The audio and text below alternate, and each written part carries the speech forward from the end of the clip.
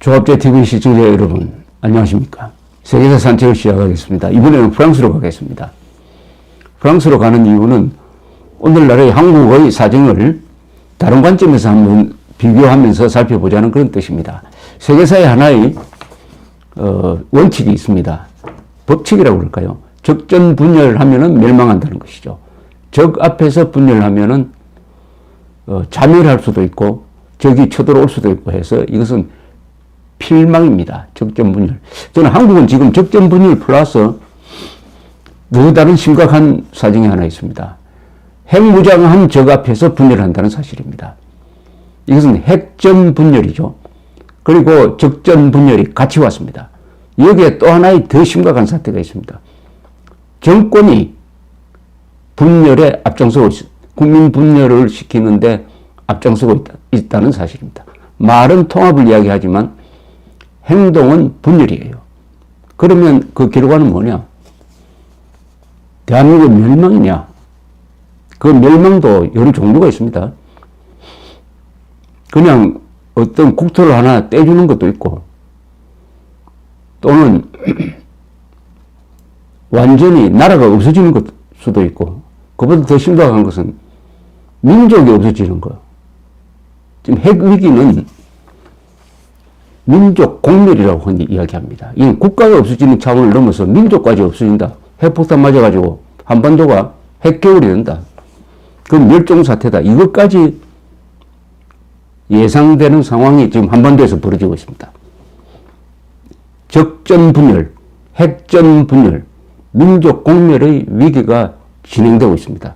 그런데 그것을 막아야 될 책임자인 문재인 대통령은 이 정세에서 내가 주도적으로 할 일이 없다는 식의 이야기를 하고 있습니다. 이런 모든 상황을 종합으로 하면은 한국은 전쟁을 부르는 상황, 전쟁을 초대하는 상황. 우리가 지금 국민들이, 정부가, 검찰이, 재판부가, 국회가 이 모든 하는 행동의 한 흐름이 전쟁을 초래하는, 전쟁을 부르는 또는 국가적 자살로 가는 게 아니냐 하는 심각한 위기의식을 보여주는데, 그러나 세상 바깥으로 나오면은 오늘 또 야외로 즐기시고 극장에 구경하러 가시고 이렇게 풍요한 대한민국을 바라봅니다. 눈으로 보이는 대한민국은 천국 다음에 한국인데 헬조선이라고 하는 사람이 있어요. 그 헬조선이 빚어지고 있는 것은 정신입니다. 대한민국의 정신, 눈에 보이지 않는 부분입니다. 눈에 보이지 않는 부분에는 지금 헬조선 상황이 벌어지고 있습니다. 눈에 보이지 않는 게 뭡니까? 어제 재판부가 법치 정신, 헌법 정신을 위반해가면서까지 박근혜 대통령에 대한 구속 기한 연장 조치를 취한 거, 이런 거죠. 그리고 북한의 핵 위기 속에서 서울을 지키는 사드 배치, 서울 핵미사일로부터 지키는 유일한 수단인 사드 배치에 대해서 아무도 요구도 하지 않고 할 생각도 하지 않는다. 그래서 2,500만 수도권 시민들이 이 순간에 김정은의 핵미사일에 완전히 발가벗고 있다. 오늘 밤이라도 김정은이가 미쳐가지고 눌러버리면은 서울은 사라진다 하는 이런 상황. 이런 게 바로 헬조선이죠. 헬조선과 이것은 정신면에서 국가의 정신, 이념, 사상, 기율, 법치, 이 눈에 다 보이지 않습니다. 여기서 일어나는 상황은 이것은 지옥으로 갈 상황입니다. 헬조선. 그러나 눈에 보이는 복지, 경제, 인간의 삶은 천국 다음에 한국입니다. 이 두 가지가 공존하고 있으니까 한국에 대한 관찰은 다른 관점에서 한번 취하면 더 입체적으로 느껴지지 않을까 생각을 합니다. 한쪽만 보면 안 됩니다. 다른 방향에서 한번 봐요. 그러면은 지금 우리가 하고 있는 한국 사람들이, 한국 정부 한국 군대가 하고 있는 게 이게 어떤 의미를 갖는지를 조금 입체적인 시각으로 볼 수 있지 않을까. 그러기 위해서는 1940년의 프랑스를 들여다보는 게 가장 좋겠다. 이런 생각이 들어서 말씀을 하나 드리려고 합니다. 이 프랑스라는 나라는 한국하고 정치 시스템이 참 비슷한 게 있습니다. 그게 좌우 대결입니다. 좌우 대결. 프랑스 대혁명 때부터 지금까지 프랑스의 정치를 좌우하는 것은 좌우 대결입니다. 이 좌우 대결은 진보나 보수 대결과 달리 그것은 정책 대결인데 좌우 대결은 신념의 대결입니다. 소신의 대결이고 철학의 대결이고 가치관의 대결입니다. 그러니까 양보를 할 수 없고 타협이 어렵습니다. 그러면 그 정치판이 굉장히 살벌해집니다. 피를 부르고 내전으로 가고 1871년에 파리 꼼문이라는 게 일어나가지고 그 화려한 프랑스에서 프랑스 사람들끼리 3만 명이 죽었습니다. 이런 상황. 자, 1940년을 이야기하기 전에 한 인물을 제가 소개했습니다. 앙드레 모로아입니다. 이 사람은 프랑스의 작가이기도 하고 평론가인데 유명한 책 3권을 썼습니다. 프랑스사, 영국사, 그 다음에 미국사를 썼습니다. 1차 세계대전 중에 4년 동안 영국 육군사령부에 파견된 프랑스 군 연락장교였습니다. 이때부터 영국과 아주 친밀한 영국 지도층과 친밀한 관계를 맺었던 사람입니다. 1939년 9월에는 독일이 폴란드를 침략함으로써 2차 세계대전이 일어났습니다. 초빙을 받았습니다. 앙드레 모로아는. 영국 육군 참모본부 근무, 프랑스 측 관전 연락무관의 자리를 제의를 받았습니다. 그리하여 1940년 5월, 6월에 걸쳐가지고 히틀러가 정격전으로서 브리츠크리그라고 그러죠. 정격전으로서 6주 만에 프랑스를 괴멸시키는 것을 영국 쪽에서 지켜보았습니다. 그리고 프랑스 항복한 후에는 이분은 미국으로 피신을 해가지고 하버드 대학에서 강연과 집필 생활을 했습니다. 이 사람이 프랑스가 망하는 것을 현장에서 지켜보고 바로 그 5개월 뒤에 쓴 책이 프랑스에서 무슨 일이 일어났나? What happened to France라는 책이 나왔습니다. 나중에 이 책은 Tragedy in France, 프랑스의 비극이라는 책으로 이름이 바뀌었습니다. 바로 그 리얼타임에 쓴 책입니다. 왜 조국 프랑스가 졌느냐? 여기서 묘사한 것을 감아보면 거의 90%가 지금의 한국에 대한, 지금의 한반도에 대한 정세와 기가 막히게 맞다는 것을 알 수가 있습니다. 그때 프랑스에서도 지금 한국처럼 평화지상주의, 그리고 사회주의가, 그러니까 좌파가 득세하고, 그러니까 우파가 불만을 가지고 적정 분열이 일어나고, 그 다음에 정권 내부에서도 싸우고, 군대는 무기력해지고, 그리고 이것을 노린 독일, 나치 독일의 대프랑스 심리전이 아주 집요하게 전개되고, 지금 북한이 사이버 전을 해가지고 한국 사람들을 의식화시키고 분열 책동하는 것과 똑같습니다. 또 한편에서는 소련을 조국으로 여기는 사회주의자들이 나치를 은근히 좋아하는 이 우파하고 서로 분열하고, 그러니까 좌우 대결이 외세까지 불러들여가지고 한쪽은 소련의 영향을 받고 한쪽은 나치 독일의 영향을 받는 식으로 분열이 됐다.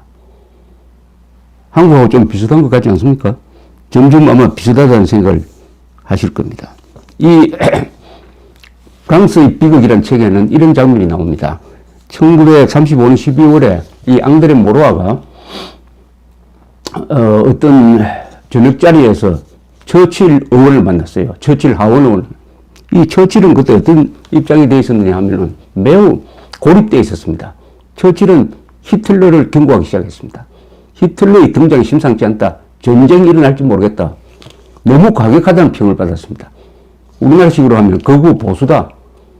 그래서 정치에 고립되어 있었는데 식사를 하다가 앙드레 모로아를 옆방으로 불러낸 처칠이 이렇게 충고를 하는 것이었습니다. 앙드레 모로아군 이제 소설 쓰는 거, 전기 그거 쓰지 말았어. 그거 쓸 때가 아니라고. 지금은 한 편씩, 하루에 한 편씩 논평을 써야 된다고 이렇게 이야기합니다. 그 내용도 딱 이거 하나만 쓰라. 프랑스 공군은 과거엔 세계 최고였지만 지금은 4, 5위 정도밖에 안 된다. 독일 공군은 과거에 미미했으나 지금 세계 최고로 지금 성장하고 있다. 전쟁이 나면은 프랑스는 언젠가는 독일 공군으로부터 엄청난 타격을 받을 가능성이 있다. 이것을 경고를 하라. 이렇게 충고를 하는 것이었습니다. 이렇게 이야기를 합니다. 뭐 소설을 통해서 여자의 사랑이라든지 남자의 야망이라든지 그런 주제로 글을 쓰는 것보다는 프랑스 공군력을 증강시켜라. 이 글을 써서 조국을 구하는 것이 더 보람된 게 아니냐. 글을 쓰는 사람으로서 이렇게 충고를 하더라는 것입니다. 그러나 앙드레 모로는 그 약속을, 그 권고를 지키지 못했다고 여기서, 이 책에서 후회를 하고 있습니다. 앙드레 모로가 쓴 이 책에서 그는 프랑스가 망한 원인을 4가지로 우선 분석을 했습니다. 첫째, 평화지상주의가 프랑스의 국가 수호 의지를 약화시켰다. 저 엄청난 야망을 가지고 상무정신도 똘똘 뭉친 나치 독일 앞에서 프랑스 평화지상주의가 우린 전쟁하지 말자고 하는 바람에 국가를 수호해야 될 국가의지, 정부와 국민들의 국가의지를 약화시켰다. 평화지상주의가. 이승만식으로 이야기하면 무조건적 평화지상주의는 간첩과 같다. 그런 이야기죠. 두 번째, 서로를 조국으로 삼는 사회주의자들이 국가를 분열시켰다. 지금 한국에서 득세하고 있는 뭐 전대협, 주사파, 종북 세력, 친북 세력 이 사람들이 국가를 분열시키는 상황하고 똑같은 거 아닙니까? 세 번째, 군대가 정치에 종속되어 재무장을 제대로 할 수 없었다. 이게 한국에서 일어나고 있는 일 아닙니까? 군대가 정치의 눈치를 보는 바람에 무장을 강화할 수 없었다. 지금 국군은 정치권 눈치를 보면서 정치권에 눌려가지고 미사일 방어망 하나 제대로 못 만들고 있는 거하고 마찬가지 아닙니까? 재무장이 아니라 핵무장도 못하고 전술핵 재배치 하자고 이야기를 했다가 대통령이 안 하겠다고 하는 바람에 물거품이 되고 이것도 한국에서 일어나고 있는 이야기입니다. 네 번째, 영국과 프랑스를 이간질시킨 나치의 선전전이 효과를 보았다. 그때 프랑스 사람들은 독일을 미워해야 될 텐데 영국을 더 미워했다는 이야기입니다. 이건 뭡니까? 지금 한국에서 일어나고 있는 반일, 반미, 지금 이 순간에는 한미일 동맹을 강화해야 되는데 지금 한국에서 반일 감정, 반미 감정 선동하는 세력이 있고 여기에 다수의 한국 사람들이 넘어가고 있습니다. 이 4가지는 프랑스가 망한 원인 4가지는 그대로 한국에 지금 적용되고 있는 것입니다. 1차 세계대전의 주 전장은 프랑스 독일 국경지대였습니다. 그걸 서부전선이라고 합니다. 여기서 프랑스 젊은이 약 160만 명이 전사했습니다. 프랑스 20대가 40%가 여기서 죽었어요. 그러니까 프랑스는 이 전쟁을 싫어하는 사조가 일어날만 합니다. 날만 해요. 더구나 인구는 독일이 프랑스보다 많은데 앞으로 젊은이를 얼마나 더 희생시킬 것이냐 하는 점에서 프랑스가 소극적으로 나온 것은 이해를 합니다. 그래서 마지노선을 만들었죠. 절대로 돌파가 불가능한 마지노선을 만들어서 수세적으로 대비하기 시작했습니다. 그러니까 나라가 공세적이 아니라 수세적으로 됐어요. 독일은 어떻습니까? 1차 세계대전 때 지고 나서 프랑스한테 당하고 모욕을 당하고 베르사유 조약에서 엄청 불공평한 대우를 받았다. 여기 앙심을 품고 있는 차에 히틀러가 등장해가지고 그 독일 사람의 억울한 걸 내가 풀어주겠다. 이 모든 것은 공산주의자와 유대인의 음모 때문에 우리 독일 사람들이 고생하고 있다. 이렇게 내셔널리즘에 불을 붙여가지고 상무정신으로 똘똘 뭉쳐가지고 그리고 정격전이라는 이 탱크와 보병과 전투기를 결합한 입체적 전략을 가지고 딱 겨누고 있는데 불란서에서는 평화주의, 무조건적 평화주의, 그 다음에 좌우 대결에 의한 국론 분열, 그리고 국군이 군대가 정치권 눈치를 보는 상황으로 몰려버렸다. 이런 상황에서 이제 전쟁이 일어나는 것입니다. 전쟁이 일어나는 것입니다. 여기서 앙드레 모로아는 이 당시에 프랑스의 레이노 수상이라든지 그 밑에 있었던 재무장관이라든지 이런 사람들하고 다 친해가지고 그 프랑스 정권의 핵심에서 무슨 일이 일어났냐를 아주 잘 전달해 줍니다. 아주 고급 정보를 알려주는 거예요. 알려줍니다. 앙드레 모로아는 이제 레이노라는 사람이 수상이 됐습니다. 수상에 취임을 했어요. 그때 축하의 뜻을 담아가지고 글을 하나 써보냈다고 합니다. 이렇게 썼답니다. 국회는 평화시에는 국민을 대표하지만은 전시에는 군대를 대표한다.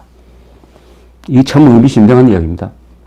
국회는 국민을 대표하지만은 전쟁 시에는 군대를 대표해야 된다.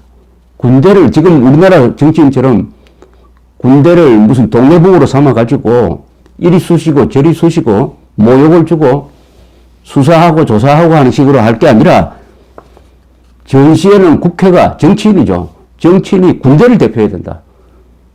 군대가 뭐 모자라는 게 없느냐? 군대가 아쉬운 게 없느냐? 군대의 불만은 뭐냐? 이것을 정치가 대표해야 이게 전쟁이 된다. 요 짤막한 말이지만 한국 정치인들, 한국 지금 집권 여당 문재인 대통령한테 주는 글이라고 생각합니다. 국회는 평화시에는 국민을 대표하지만은 전쟁 시기, 지금 한국 전쟁 시기 아닙니까? 전시에는 군대를 대표해야 된다.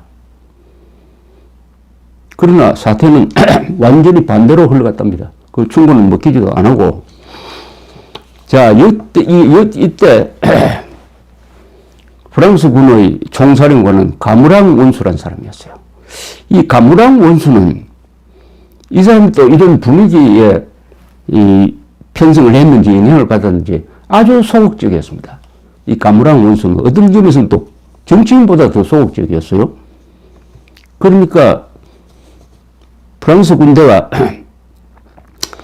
선제 공격을 해야 되는데 선제 공격할 타이밍을 가무랑 원수가 무사 안일 수비 위주로 나가는 바람에 놓친 것입니다. 언제 놓쳤느냐? 1939년 9월에 독일군이 폴란드를 칩니다. 그러니까 병력을 폴란드 전선에 집중시켜요. 그럼 그때 프랑스하고 마주하고 있는 그 서부 전선의 독일군 병력은 줄어들었습니다. 이때 프랑스 군대가 쳤다면은 독일은 무너졌을 것이다. 독일군은 무너졌을 것이다. 이렇게 봅니다. 그러나 그것은 선제 공격을 해야 되는데, 이 가무랑 원수 이야기는 우리는 1차 세계대전처럼 이렇게 인명 손실을 많이 가져오는 그런 전투는 할 수가 없다. 그런 인명 손실을 최소화해야 된다. 이러면서 그 결정적 시기를 놓쳐버렸다. 이것을 지적을 하고 있습니다. 그런데 앙드레 모로아가 독일군이 본격적으로 이제 프랑스를 치는 것이 1940년 5월인데 그 직전에 레이노 수상을 만났더니 레이노 수상 이야기가 내가 수상이 되어서 군대를 점검해 보니까 이 탱크 이 부대가 서류상에만 있다. 실제로는 이렇게 물론 없다는 게 아니라 이렇게 있는 게 아니고 대포와 기관총은 지금 창고에서 잠자고 있다. 독일은 240개 사단을 가지고 있는데 우리는 실질적으로는 100개 사단밖에 안 된다. 이러면서 국방장관 욕을 한참 하고 있다는 겁니다. 그 순간에도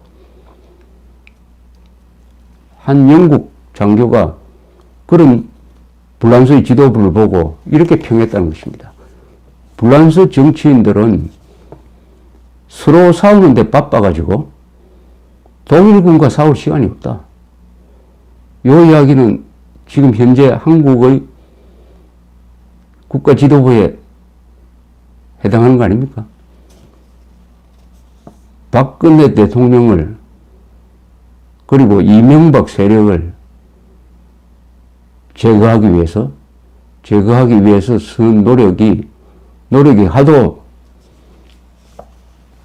많고 집요하고 해가지고 김정은하고 지금 싸울 시간 없는 거 아닙니까? 김정은하고 반공 보수 세력을 약화시키기 위해서 쓰는 그 정력을 김정은과 북핵에 대해서 써야 되는 거 아닙니까? 이것도 프랑스하고 한국이 참 기가 막히게 비슷한 겁니다. 비슷한 겁니다. 여기서 또 앙드레 모로아는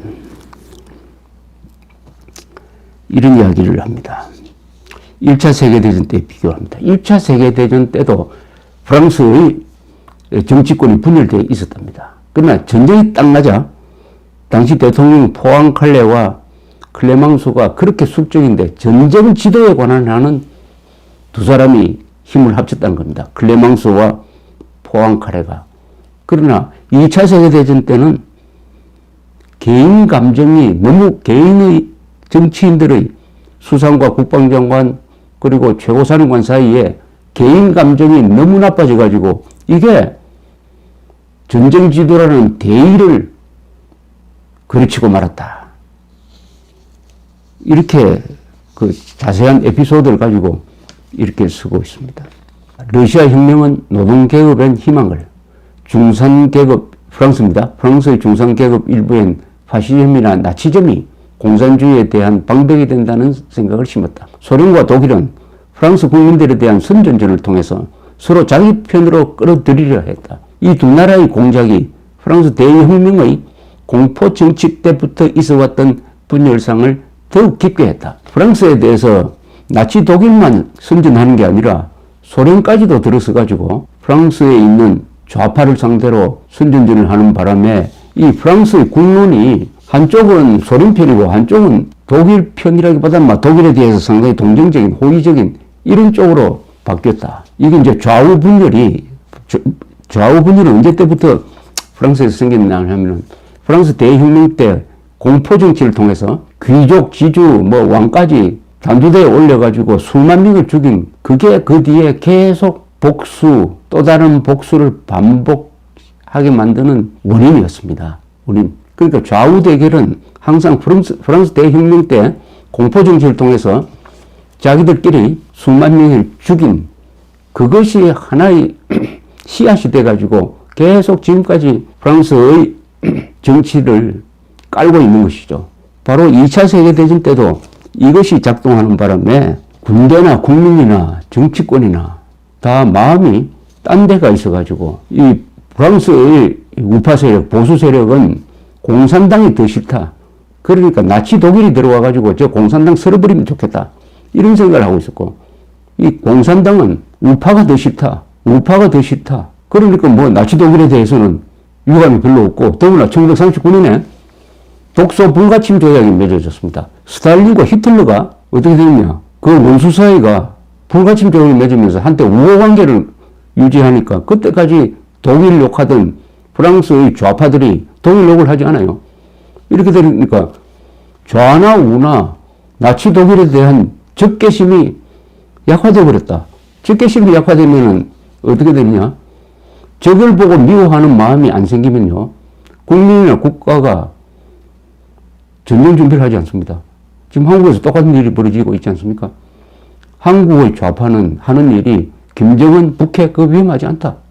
이렇게 이야기하고 있지 않습니까? 또 그걸 하도 당하다 보니까 미워하는 마음이 많이 생긴 한국 보수 세력의 일각에서는 아마 김정은보다도 한국의 종북 좌파 세력이 더 나쁘다. 이렇게 생각하게 될 겁니다. 그렇게 생각하면서 어쨌든 우리가 힘을 모아서 타도하고 견제하고 미워해야 할, 분노해야 할 대상인 김정은에 대한 분노는 약해지는 것이죠. 이것도 프랑스에 있었던 거하고 아주 기묘하게 같습니다. 이런 풍조가 널리 알려지니까 이 노동자, 프랑스의 노동자는 직업윤리가 붕괴되고 기업인들도 이기주의에 빠져가지고 납기, 무기를 만들어서 납기도 제대로 맞추지 않고 완전히 프랑스 전반적으로 저 국가 지도부에서 밑에 노동자까지 기업인들까지 다 국가를 목숨을 걸고 지켜야 되겠다는 의지가 약화되었다. 이럴 때 1940년 5월 히틀러가 프랑스를 침공하는데 그 침공하는 전략이 프랑스군이 예측했던 것하고 완전히 다른 방향으로 왔습니다. 프랑스군은 과거의 1차 세계대전 때처럼 주력군이 벨기에를 통해서 들어올 것이다. 거기에 주력을 딱 배치를 했습니다. 그러나 그렇게 하지 않았습니다. 독일군은 아주 창의적인 전략을 썼습니다. 그게 아르덴느 돌파전이라고 합니다. 아르덴느. 벨기에의 아르덴느 숲지대가 있었어요. 그 아르덴느 숲지대는 탱크가 통과하지 못할 것이라고 프랑스 군대는 봤습니다. 그래서 거기에는 방어병력을 아주 작게 배치를 했어요.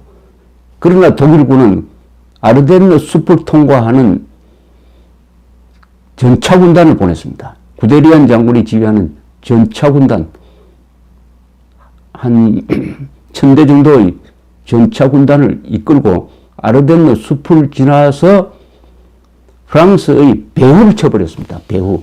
정면을 치면은 양쪽 정면끼리 싸워가지고 그것은 서로가 밀리고 하지만은 프랑스가 비워놓은 그쪽으로 기갑군단이 들어와가지고 프랑스 군대의 배후를 자르면서 이게 덩케르크 같은 도바 해협 해안 쪽으로 나가버리니까 그 앞에 있던 프랑스 군대, 주력 군대가 포위가 되어버렸죠. 포위가. 이 유명한 아르덴느 세계 전사에서